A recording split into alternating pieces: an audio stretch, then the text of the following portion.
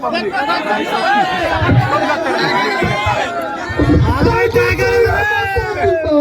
जिंदाबाद जिंदाबाद जिंदाबाद। बैठ जाइए, आप लोग बैठ जाइए, सब बैठ जाइए। अपने अपने जगह पर बैठ रहे हैं।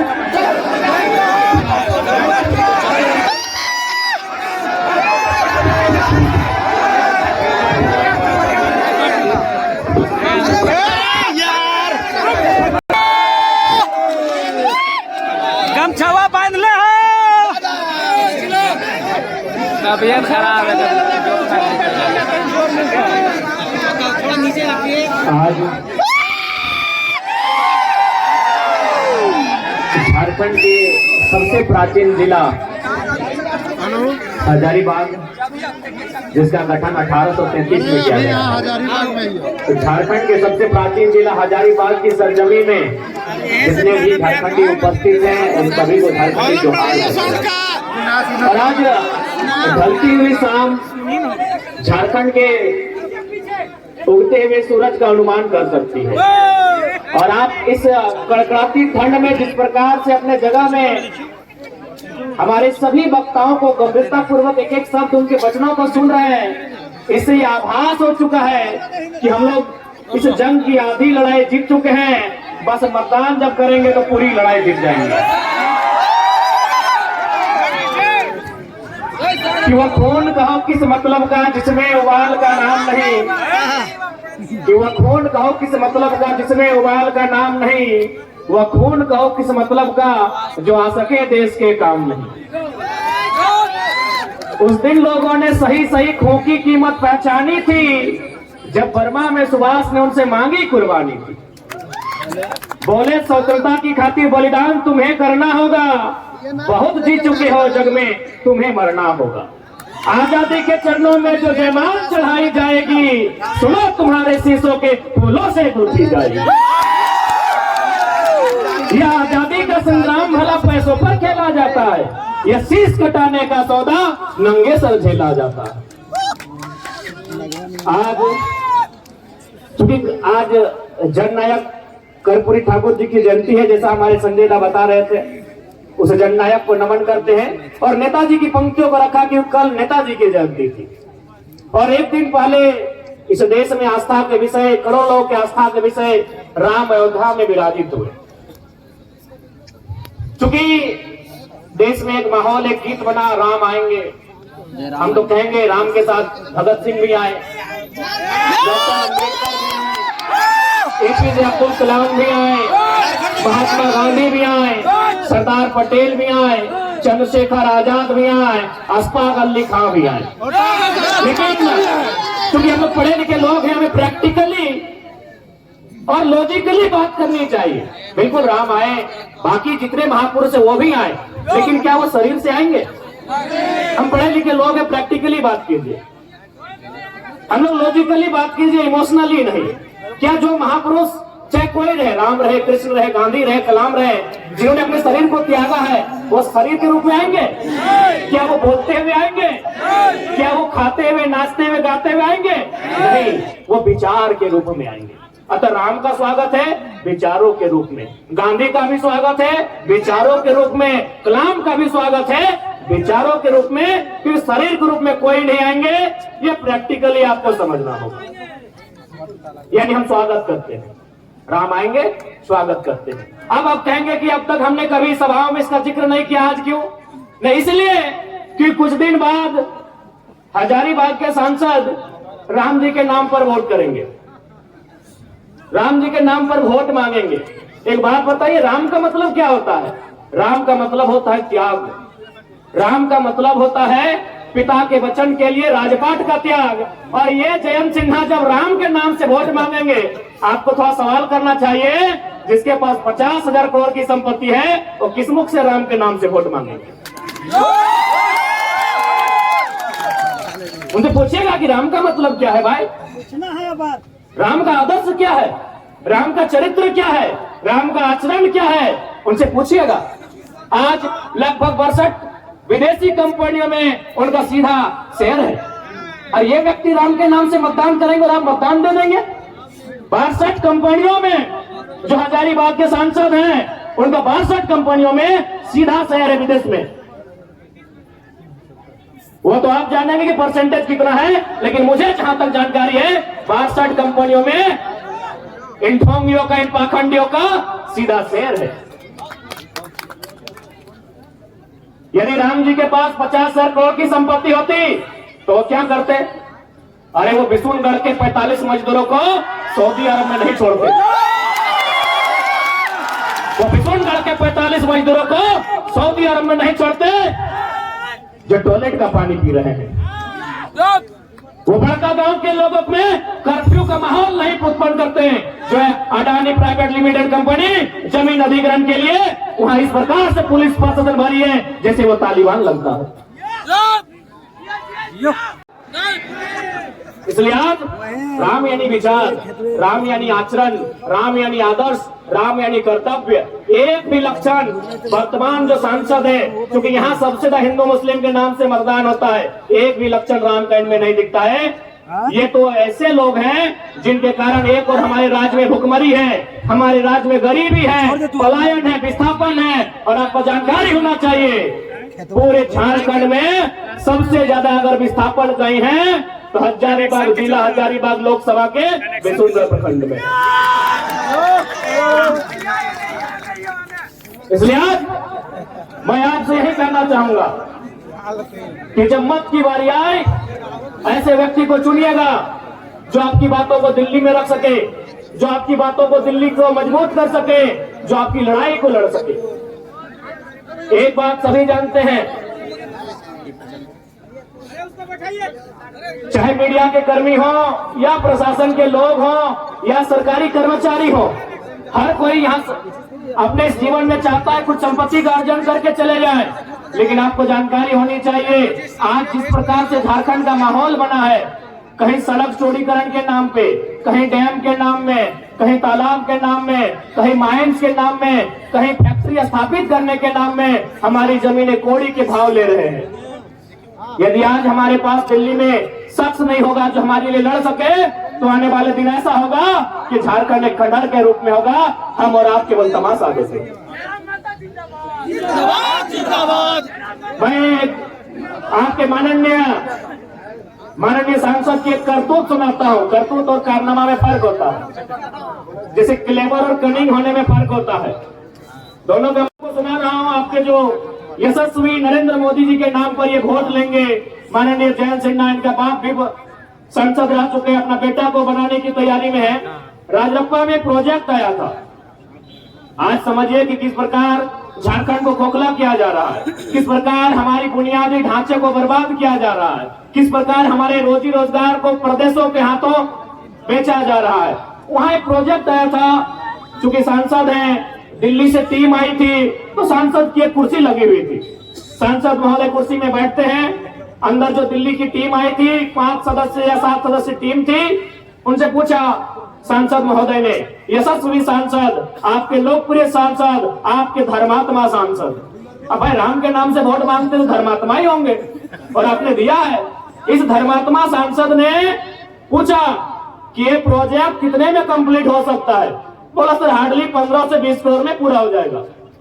इस धर्मात्मा, आपके लिए धर्मात्मा, हमारे लिए कहीं ना कहीं ये मानव के रूप में छुपे दानव है। इसने कहा इसको 250 करोड़ बनाइए।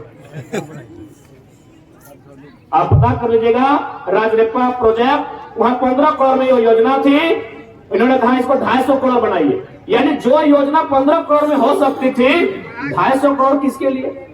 अपन जेबर डाल ले, अपने लिए, अपनी पत्नी के लिए, अपनी साली के लिए, अपनी सरहद के लिए, अपने पत्नी के संबंध के लिए। बाकी हमें बताने की आवश्यकता नहीं है कैसे दुराचारी लोग हैं ये। वास्तव में राम भी उनको मानते हैं जो अंतरात्मा से और दिल से मानते हैं। ये लोग अपने पाप को छुपाने के लिए केवल जबान से राम का नाम लेते हैं। अगर वास्तव में राम को आदर्श मानते हैं, मैं आज इस हजारों की भीड़ से, सम्मानित मीडिया बंधुओं के बीच से, मीडिया की बहनों के बीच से हजारीबाग के सांसद को चुनौती देता हूं कि वास्तव में अगर आप राम को मानते हैं तो 50,000 करोड़ की संपत्ति में 1,000 करोड़ रखिए, बाकी उन 50,000 करोड़ आप जनता को दान कर दीजिए। ये राम का चरित्र हो सकता है, ये राम का आदर्श हो सकता है। 50 को कंपनी जो विदेश में चलेगी, आपका वहाँ 30-35% शेयर रहेगा और झारखंड में जनता को केवल बरगलाना का ये लोग काम करते हैं। जैसा सरयाग रखा है रुपया। आज झारखंड गरीब नहीं है मेरे साथियों, मेरी माताओं, मेरे बहनों, मेरे बुद्धिजीवी अभिभावकों, इस झारखंड को गरीब बनाया जाता है। झारखंड नहीं है गरीब। इस राज्य को जानबूझ के ये लोग बर्बाद करने पर तुले हैं और ये हमारा और आपका कर्तव्य बनता है कि इस राज्य की उन्नति कैसे हो, इस राज्य का हितार्थ कैसे हो, इस राज्य को बचाया कैसे जाए और इस राज्य को अव्वल दर्जे का राज्य बनाया कैसे। क्योंकि अगर हम स्थानीयता के मुद्दे से आए थे और यदि हम लोग स्थानीयता की बात नहीं करें तो शायद बेईमानी होगी। आज बहुत सारे लोग, और साथ साथ राम जी ने तो हमारे 1932 के खतियान को भी मजबूत किया है। राम जी ने हमारे 1932 के खतियान को भी मजबूत किया है। अब आप बोलेंगे कैसे? राम जी का विवाद कब का है? 1528 का है। समाधान कब हुआ? 21वीं सदी में। समाधान किन्होंने करवाया? लोकतंत्र में। लोकतंत्र में तो भाई जब मुगलों के काल की समस्या का समाधान लोकतंत्र में हो सकता है तो हम तो अंग्रेजों की काल की समस्या का समाधान मांग रहे हैं। हम तो अंग्रेजों की काल की समस्या का समाधान मांग रहे हैं। तो राम जी ने तो तमाम विस्थापितों को मजबूती दिया है।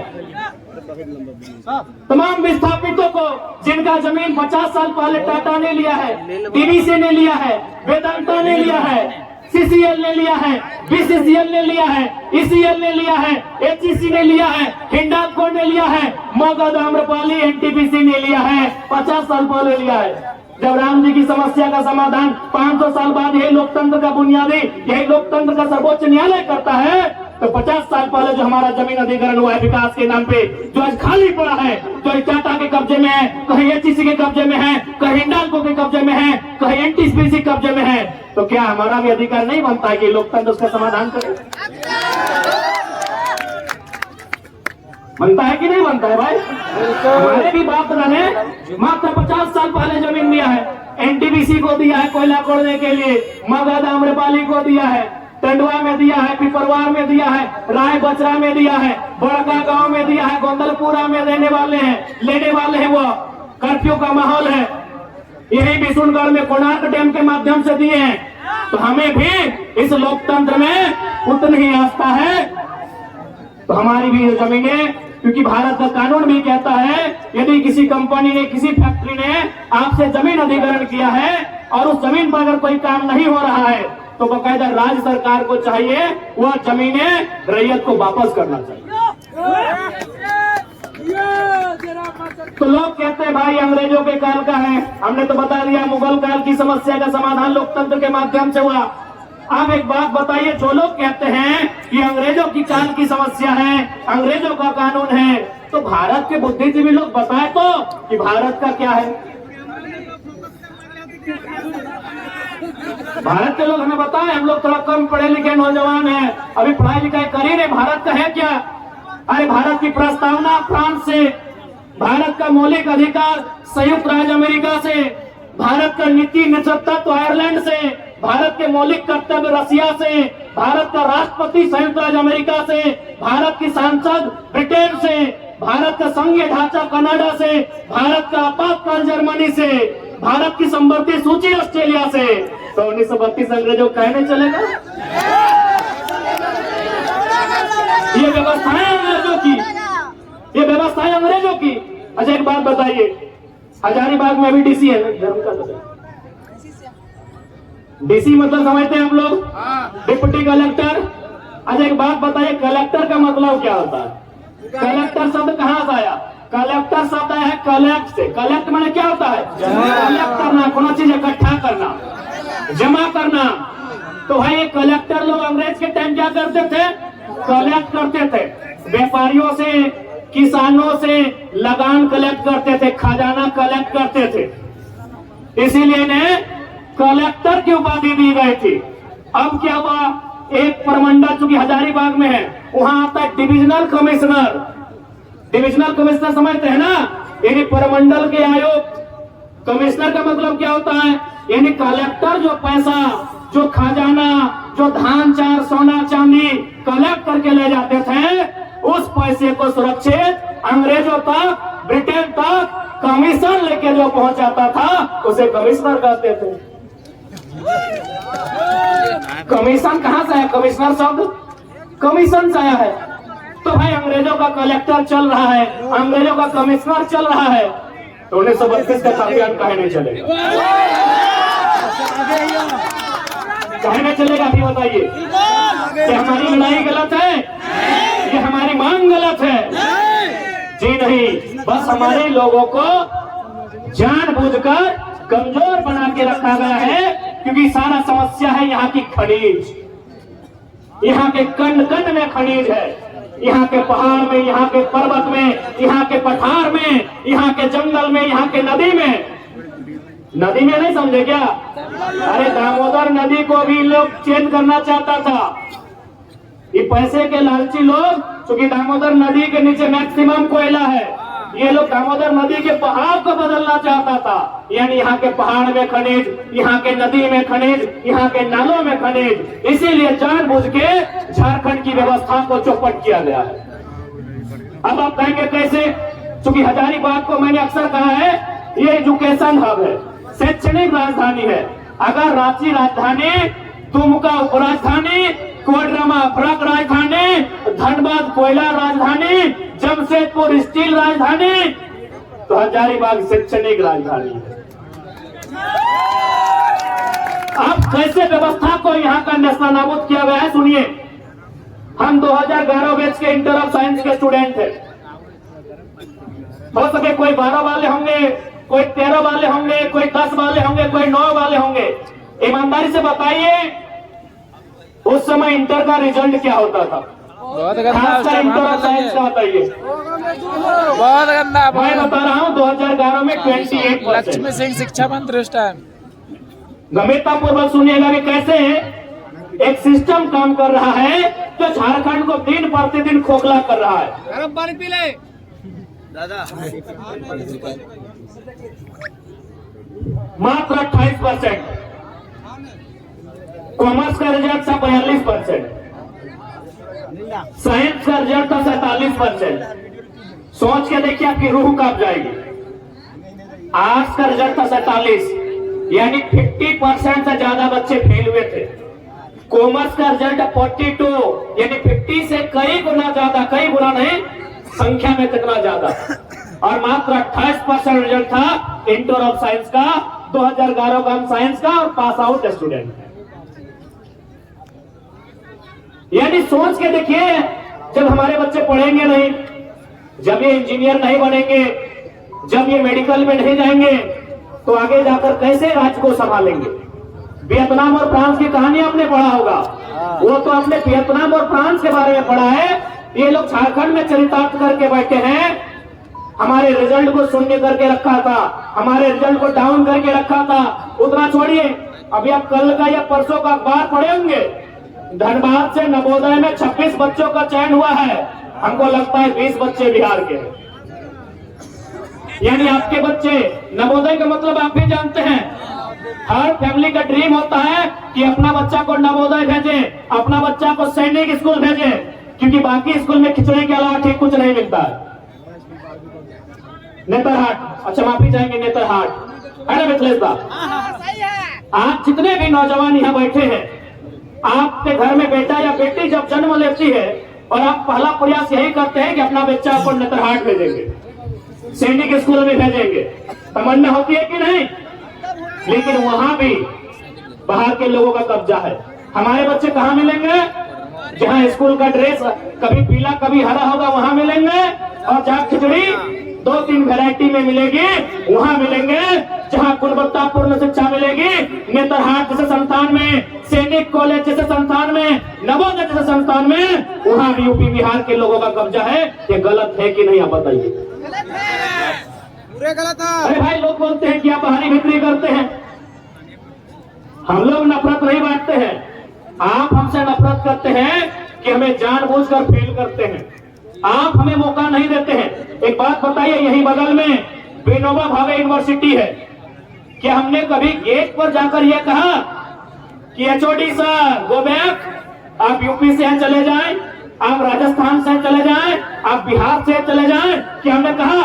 नहीं कहा, क्योंकि यूनिवर्सिटी में जो प्रोफेसर आते हैं वो सेंट्रल का विषय होता है, वो जेआरएफ करने वाले लोग होते हैं, उससे ऊंची ऊंची उपाधियों को, उपलब्धियों को हासिल करके आते हैं। हमने कभी प्रोफेसर का विरोध नहीं किया है, लेकिन यदि कोई प्राइमरी टीचर बन के आएगा यूपी बिहार से, विरोध होगा कि नहीं, आप ही बताइए। होगा कि नहीं? अरे भाई, हमने प्रोफेसर का विरोध नहीं किया है। मैं आपके हजारीबाग की स्थिति नहीं जानता हूं, धनबाद में 90% यूपी बिहार बंगाल के प्रोफेसर हैं। जो विनोद बिहारी महतो विश्वविद्यालय है वहां 90%। हमने तो विरोध नहीं किया, क्योंकि ये सेंट्रल का विषय है, ये केंद्रीय विषय है। आप प्राइमरी टीचर बन के आएंगे, आप टीजीटी में आएंगे, आप पीजीटी में आएंगे, तो क्या झारखंड के बच्चे कोयला ठेलेंगे? झारखंड के बच्चे बालू ठेलेंगे? झारखंड के बच्चे घास उखाड़ेंगे? झारखंड के बच्चे सूरत, गुजरात, महाराष्ट्र में मजदूरी करेंगे? बताइए, गलत है या सही है? हमने कभी डीसी का विरोध किया है कि डीसी गो बैक, आप झारखंड के नहीं है? एसपी गो बैक, आप झारखंड के नहीं है? नहीं, क्योंकि ये आईएएस आईपीएस का कैडर है, ये यूपीएससी देश की सर्वोच्च परीक्षा को पास करके आते हैं। पूरे देश में उनको कैडर के हिसाब से चुनने का अधिकार होता है, ये सेंट्रल विषय है। हमने आज तक विरोध नहीं किया है। DC go back, SP go back, DIG go back, chief secretary go back, हमने आज तक विरोध नहीं किया है। लेकिन यदि कोई बड़ा बाबू बन के आएगा, दरोगा बन के आएगा, थाना प्रभारी बन के आएगा, यूपी बिहार बंगाल एमपी गुजरात के लोग विरोध करेंगे। आप हमें अच्छा कहें, बुरा कहें, हम अपने स्टैंड में कायम हैं। हम अपने स्टैंड में कायम है। आप डीसी बन के आए, फूल की माला, गुलदस्ता, 100 लड़ा के सम्मान करेंगे। आप बन के आए, स्वागत करेंगे। आप बड़ा बाबू बन के आएंगे, बिल्कुल स्वागत नहीं करेंगे, हम आपका विरोध करेंगे। झारखंड बड़ा क्यों? झारखंड बना क्यों है? आप बताइए इस बात को। इसलिए आज हर एक नौजवान को इस बात को समझना होगा। यूं तो हम लोगों ने सोचा था कि हम लोग विधानसभा का चुनाव लड़ेंगे, और हमने सोचा था कि लोकसभा में मनोज दा, संजय दा होंगे, मोती दा होंगे। हमने सोचा था कि हम तो विधानसभा राज की चुनाव को लड़ेंगे। लेकिन हम ये भी सोचते हैं कि जब लोकसभा का चुनाव होगा, जब एक तरफ नरेंद्र मोदी की प्रचार होगी, एक तरफ राहुल गांधी का रैलियां होंगी, एक तरफ हमारे हेमंत बाबू, बाबूलाल जी, सुदेश जी की रैलियां होंगी, हमारे कार्यकर्ता निराश हो जाएंगे। तो अपने निराश सेनाओं को मजबूती देने के लिए, उन्हें हिम्मत देने के लिए, उनका सेनापति लोकसभा के मैदान में होगा। हमारी कोई इच्छा नहीं कि लोकसभा चुनाव लड़ने की। हम तो राज्य के मुद्दों के साथ यहाँ आए हैं, हम तो राज्य को नेतृत्व करने के लिए लोग हमें उम्मीदें कर रहे हैं। लेकिन लोकसभा में हमारा आना, हमारे साथ साथ हमारे जो भाई आज मंच पे खड़े हैं, इनका लोकसभा में आना, खासकर मेरा, इसीलिए कि हमारे सेना का मनोबल कम ना हो। जब सामने सुरेश जी आए, बाबूलाल जी आए, हेमंत जी आए, तो उनके सामने उनका बेटा, उनका सेना नायक सम्राट पारसनाथ के बीच का टाइगर भी बना चाहिए। हमें पूरा विश्वास है। इसी हौसले के लिए, इसी विश्वास के लिए, इसी हिम्मत के लिए लोकसभा चुनाव लड़ने का, और उसमें मैंने खुद भाग लेने का ऐलान किया है। नहीं तो हम लोग विधानसभा की तैयारी करते हैं, मनोज दा, संजय दा, मोती दा को कहते हैं हम लोग लोकसभा की, देखिए कहां कैसे फिट होगा, आप लोग चर्चा करें। बस अपने कार्यकर्ताओं को, जो हमारे सेना है, उन सेनाओं में शक्ति का संचार करने के लिए हमने उसी सीट को चुना है। और ये सबके के आदेश से, निर्देश से जहां से अगर चढ़ जाएंगे तो पूरा झारखंड दिखाई देगा। उसे झारखंड की सर्वोच्च चोटी पारासात कहते हैं, जो 4480 मीटर फीट की ऊंचाई पर है।